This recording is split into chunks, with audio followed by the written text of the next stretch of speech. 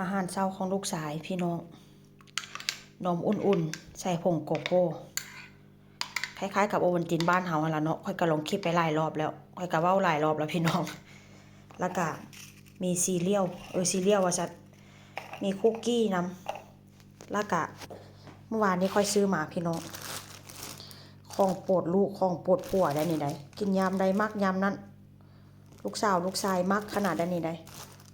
น่ากินบ่พี่น้องขนมนี่ก็ได้อันนี้ข้างในนี่เป็นอันแยมแต่ว่าเป็นแยมแบบว่าอันของสับปะรดนะอันนี้น่าจะเป็นแบบว่าลูกราสเบอร์รี่หรือว่าสตรอเบอร์รี่ข้างในนะอันนี้ก็จะเป็นครีมของโปรดลูกของโปรดผัวซื้อมาเท่าใดแป๊บเดียวหมดต้องได้เชื่อนไว้อันบ่เชื่อนไว้นี่หมดไวขนาดใดบ่แม่นบ่ให้กินได้มันกินหลายเกินขนาดความบ่แม่นจังได๋น้ำตาลมันสิถามหาโรคเบาหวานมันสิถามหา